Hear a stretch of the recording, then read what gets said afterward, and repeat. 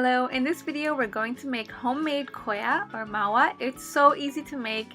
It's fresh and delicious. There's no need to buy it from the store because it's expensive and it's not fresh, and it tastes way better when you make it at home. Here we use it to garnish this dessert called SEVIYAN. You can also use it to make a lot of desserts. You can use it to make ladoos and barfis. So let's get started. So we have a 2-liter box of milk here. Make sure you use full fat milk. And we're going to heat our pan or skillet on full high heat. And the important thing here is that you have to keep stirring it with a nice large spatula like we have here in round circular motions. Make sure you scrape the sides of the pan as well because the milk is going to dry on the sides of the pan. So in a motion like this, you're going to scrape the sides of the pan and also scrape the bottom of the pan. If you don't scrape the bottom properly, the milk is going to burn and it's going to add a burnt flavor to your KHOYA, and that's not going to be nice. In this pot here, we're making some pumpkin halwa. If you want the recipe, I'm going to link it right here.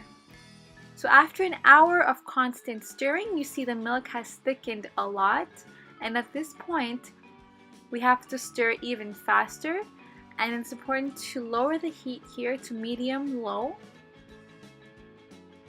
So keep stirring this in round circular motions. Make sure you scrape the sides of the pan as well.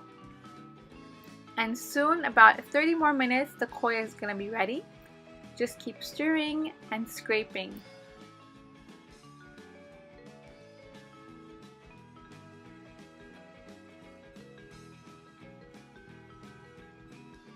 So 30 minutes later, your KHOYA is ready. Once it becomes like a doughy kind of texture, it looks like this. It takes its shape. It doesn't have any more liquid inside.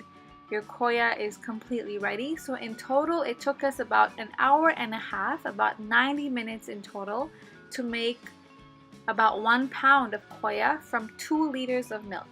So obviously, if you need less KHOYA, you're going to use less milk and it's going to take you less time.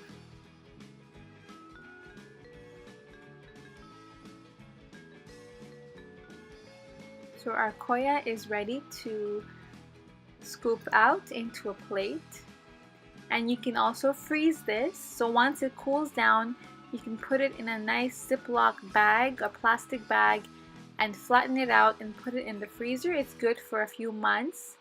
You can also put it in the fridge. It's going to last about 10 days in the fridge. It's going to be fresh. And here we used it to garnish our pumpkin halwa. You can also use it to garnish a lot of desserts. And KHOYA is also the base of a lot of recipes and desserts. So I hope you enjoyed this video. Give it a thumbs up and stick around for more delicious recipes coming up. Stay happy and stay blessed. See you next time.